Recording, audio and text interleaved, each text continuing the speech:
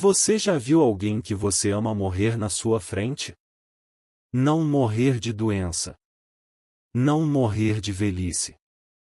Morreu porque balas atravessaram o corpo dela enquanto ela estava sentada ao seu lado. E você sobreviveu.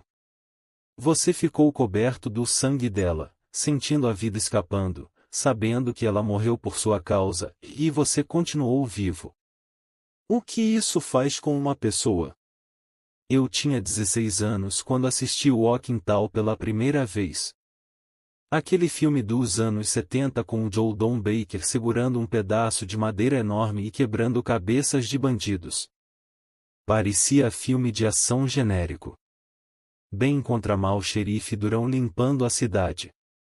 Simples. Heróico. E eu o adorei. Anos depois, quando fui pesquisar a história real por trás daquele filme, percebi que não tinha assistido um filme de herói. Tinha assistido a história de um homem que transformou o luto em arma. E usou essa arma para matar metodicamente durante anos. Legalmente. Existe um padrão que se repete em todas as histórias de vingança que estudei. Sempre tem um momento. Um momento específico onde a pessoa cruza de buscar justiça para se tornar a própria execução da justiça. É uma linha invisível. Mais uma vez cruzada, e você não volta. Você se transforma em outra coisa. Buford Pusser cruzou essa linha em 12 de agosto de 1967. Na curva da Highway 64. Quando sua esposa Pauline teve o rosto arrancado por um tiro de espingarda calibre 12 disparado a queima-roupa. E ele sobreviveu com metade da mandíbula destruída. Naquele momento, Buford Pusser o homem morreu junto com Pauline.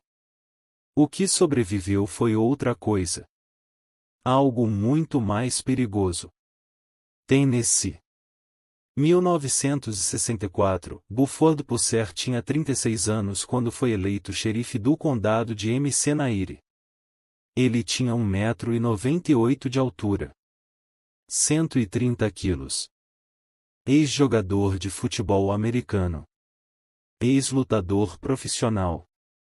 Fisicamente, ele era intimidador. Mas não era isso que fez ele ser eleito.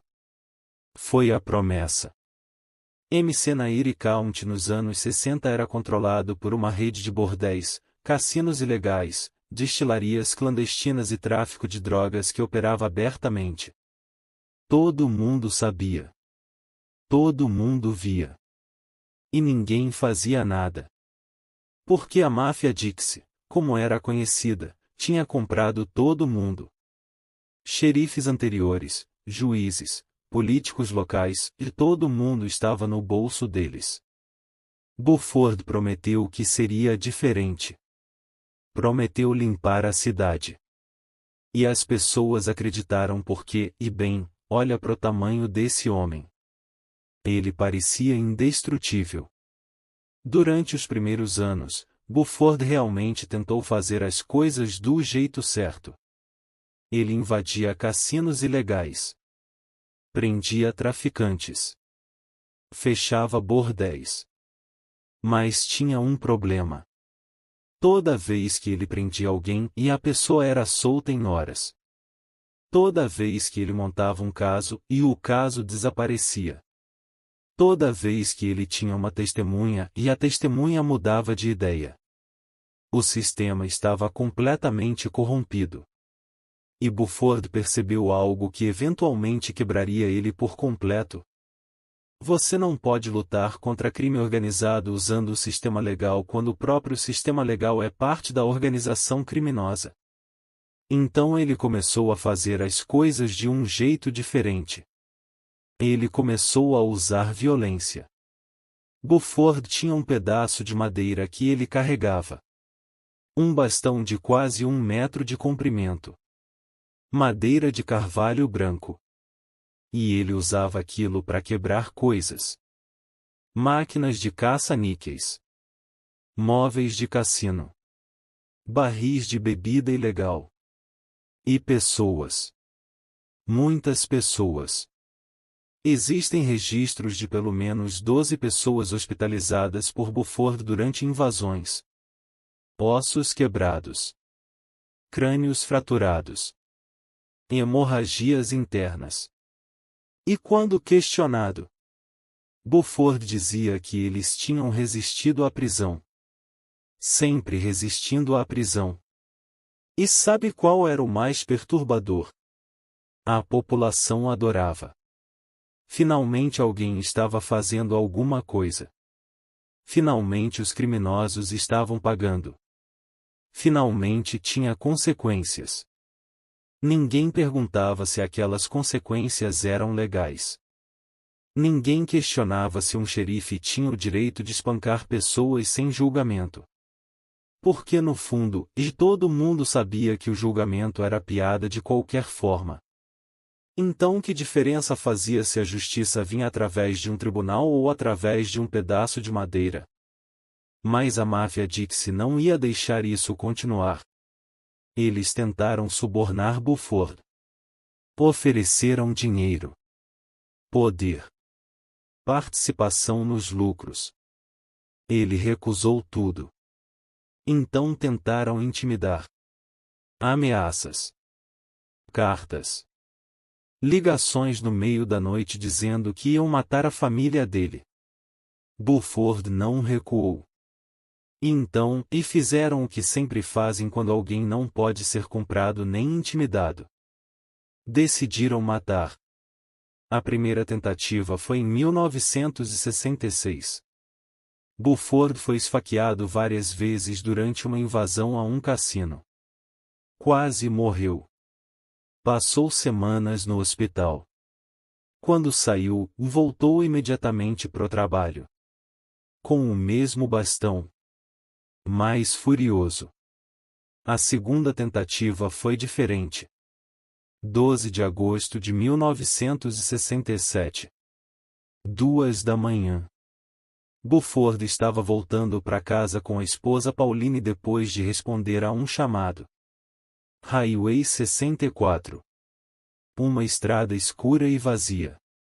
Um carro parou do lado deles. Buford viu o cano da espingarda aparecendo pela janela. E não teve tempo de fazer nada.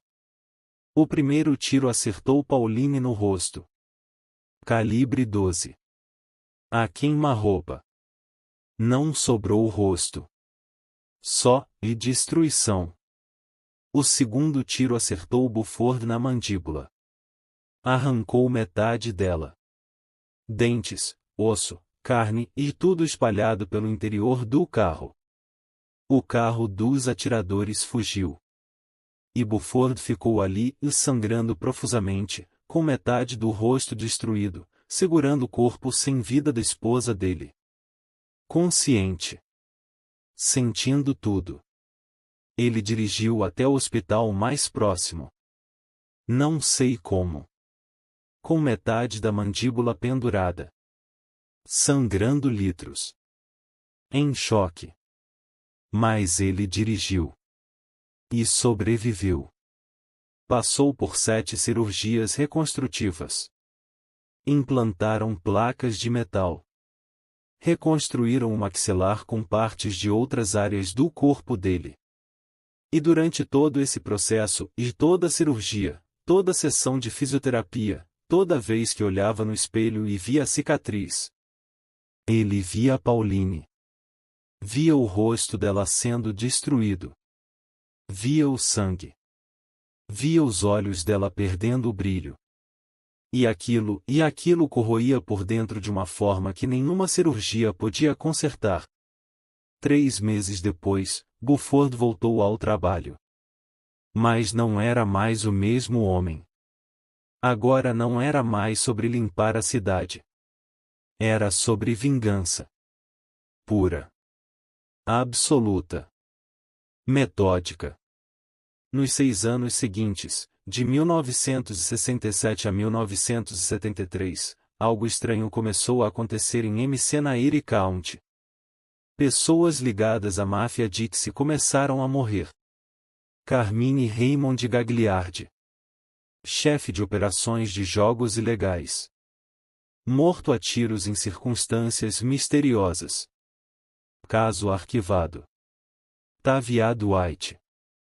Contrabandista de bebida e traficante. Morto em um acidente de carro. Investigação não encontrou nada suspeito. Louise Atoko. Dona do bordel mais famoso do condado. Morta a tiros na própria casa. Nenhum suspeito identificado. Um por um. Sempre em circunstâncias que tecnicamente não podiam ser conectadas a Buford. Ele sempre tinha álibi. Sempre estava em outro lugar. Sempre havia uma explicação razoável. Mas todo mundo sabia. Todo mundo na cidade sabia exatamente o que estava acontecendo. Buford estava executando uma lista. E não havia absolutamente nada que alguém pudesse fazer para provar. Teve um caso específico que mostra perfeitamente como isso funcionava. Um traficante chamado Kirk Nix estava sendo investigado por Buford. Nix sabia que estava na lista. Então tentou fugir. Mas antes de conseguir sair da cidade, e foi encontrado morto em um acidente de tiro acidental durante limpeza de arma. A arma era dele própria. A cena indicava suicídio. Mas Nix tinha marcado uma reunião com o FBI para 2 dias depois, onde ia apresentar evidências contra vários membros da máfia Dixie. E agora estava morto. Conveniente. Buford foi questionado. Disse que não sabia de nada. Apresentou o álibi sólido. Caso arquivado. E aqui está o que é absolutamente devastador sobre esse período. Buford tecnicamente estava fazendo seu trabalho. Ele não estava sendo acusado de nada. Não estava sendo investigado formalmente. Continuou sendo xerife. Continuou sendo reeleito. Porque a população não via problema. Eles viam solução. A criminalidade em Mcenairy County caiu drasticamente. Cassinos fecharam. Bordéis desapareceram. Traficantes saíram da cidade. Alguns por prisão. Muitos por medo. E alguns simplesmente morreram. Buford tinha feito o que prometeu. Tinha limpado a cidade. Só que o método tinha transformado ele em exatamente aquilo que ele jurou combater. Um assassino que operava fora da lei. A diferença é que ele tinha um distintivo. Tem um conceito em filosofia chamado tornar-se o abismo. Vem daquela frase famosa do Nietzsche: quem combate monstros deve cuidar para não se tornar um monstro. Quando você olha para o abismo também olha para você. Buford tinha olhado para o abismo quando segurou Pauline morrendo em seus braços. E o abismo não só olhou de volta. Ele engoliu Buford inteiro. E cuspiu de volta algo que parecia um xerife, que tinha distintivo de xerife, que tecnicamente agia como xerife. Mas que por dentro era só vingança ambulante. Durante entrevistas nos anos seguintes, Buford nunca demonstrou remorso. Nunca admitiu nada além de fazer seu trabalho. Mas as pessoas próximas dele contavam histórias diferentes. Contavam sobre ele acordando gritando no meio da noite. Sobre ele bebendo sozinho olhando fotos de Pauline. Sobre ele ficando cada vez mais isolado, cada vez mais paranoico, cada vez mais vazio. Como se matar todos aqueles criminosos não tivesse preenchido o buraco que a morte de Pauline deixou. Só tinha cavado mais fundo. Porque aqui está a verdade sobre vingança que ninguém te conta. Você pode matar todo mundo responsável. Pode destruir completamente a organização que te fez mal. Pode vencer em todos os sentidos práticos. E ainda assim acordar todo dia com o mesmo vazio. Porque vingança não traz de volta quem você perdeu. Ela só adiciona mais mortes à conta. E você carrega todas elas. Em 1970, Hollywood descobriu a história de Buford. Fizeram o filme Walking Tall. Transformaram ele em herói americano. O homem que limpou a cidade corrupta armado só com coragem e um pedaço de pau. O filme foi sucesso absoluto. Ganhou milhões. Teve sequências. Teve série de TV. E Buford participou da promoção. Deu entrevistas. Sorriu para câmeras. Contou histórias. Mas quem olhava nos olhos dele nas entrevistas via algo estranho. Ele contava as histórias com a voz firme. Mas os olhos eram de alguém que estava muito longe dali.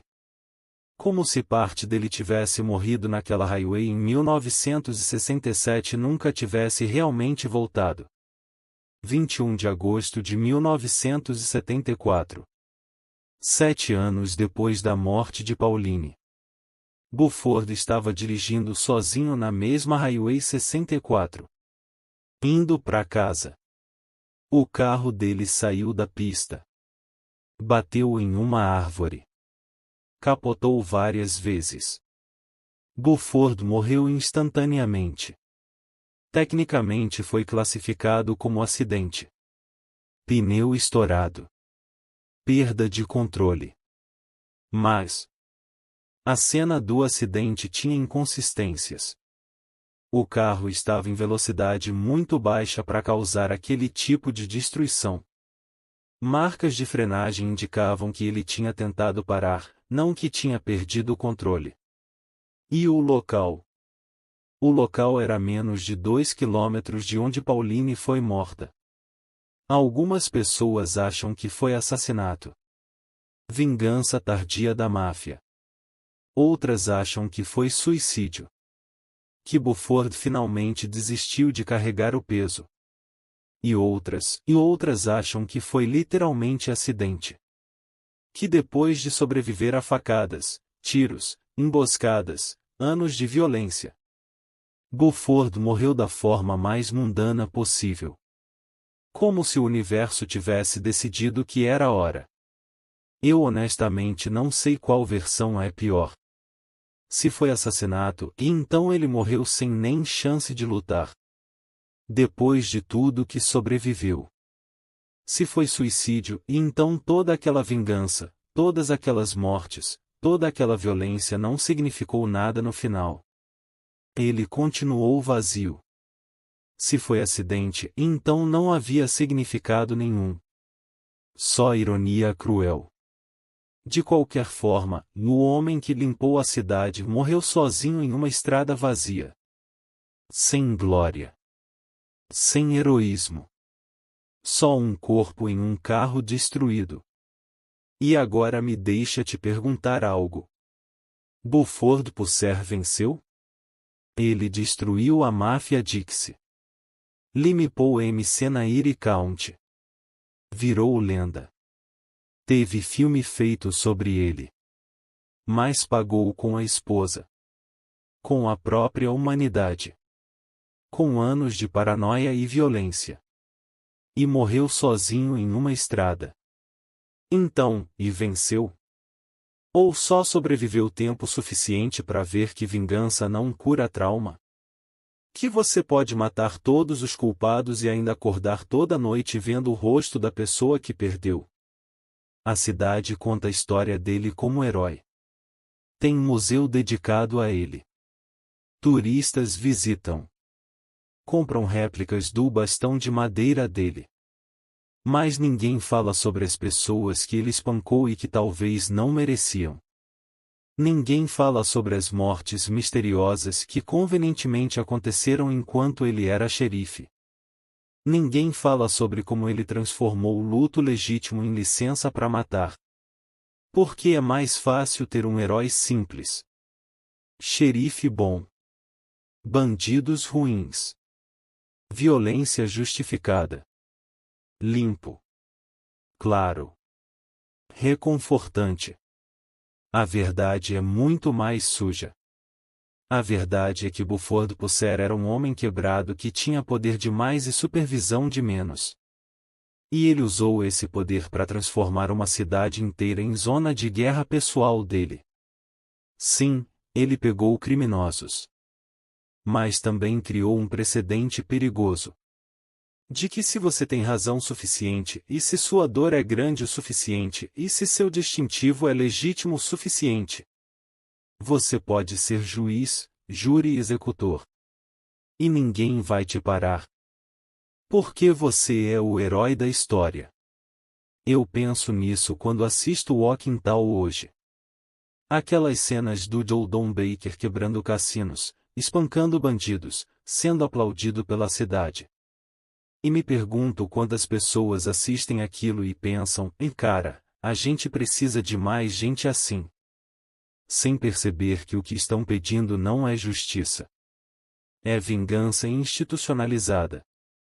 É dar para uma pessoa o poder de decidir quem vive e quem morre baseado na avaliação pessoal dela de quem merece. E isso nunca termina bem. Mesmo quando a pessoa começa com intenções puras. Mesmo quando a dor dela é real. Mesmo quando os alvos realmente são criminosos. Porque poder sem accountability corrompe. E dor sem processamento adequado se transforma em raiva. E raiva com poder se transforma em tragédia. Buford Pusser começou como um homem tentando fazer o certo. Terminou como uma força da natureza destruindo tudo no caminho. E a linha entre esses dois pontos? Essa linha foi cruzada em uma curva da Highway 64. Quando ele segurou o corpo de Pauline. E decidiu que a única forma de lidar com aquela dor era fazer todo mundo pagar. Não só os culpados. Todo mundo. Até não sobrar ninguém. E então, e morrer também. Porque no fundo, muito no fundo, eu acho que Buford sabia. Sabia que tinha cruzado uma linha que não tinha volta. Sabia que tinha se tornado aquilo que combatia. Sabia que heroísmo era só a máscara que ele vestia para esconder o monstro. E carregar esse conhecimento durante anos deve ter sido insuportável.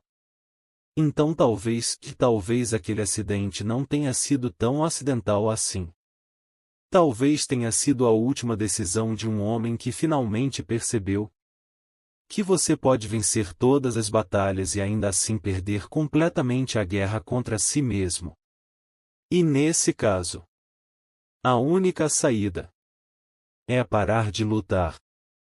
E talvez seja isso que mais assusta nessa história. Não é a violência. Não é o sangue. Não é nem o fato de um xerife ter matado pessoas e sido tratado como herói. O que assusta é como tudo fez sentido enquanto acontecia. Cada espancamento tinha uma justificativa. Cada morte tinha um contexto. Cada linha cruzada parecia necessária naquele momento. Buford não acordou um dia e decidiu virar um monstro. Ele só continuou andando. Um passo de cada vez. Sempre acreditando que o próximo ato de violência seria o último. Que depois daquele, finalmente, haveria paz. Nunca houve. Porque vingança funciona como um empréstimo com juros infinitos. Ela te dá alívio imediato e cobra o resto da vida.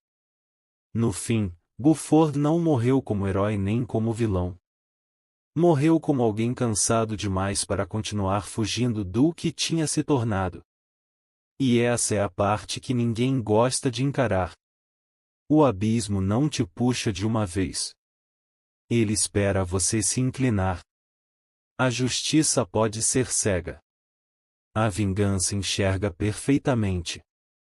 E quando você escolhe olhar por tempo demais, ela aprende o caminho de volta.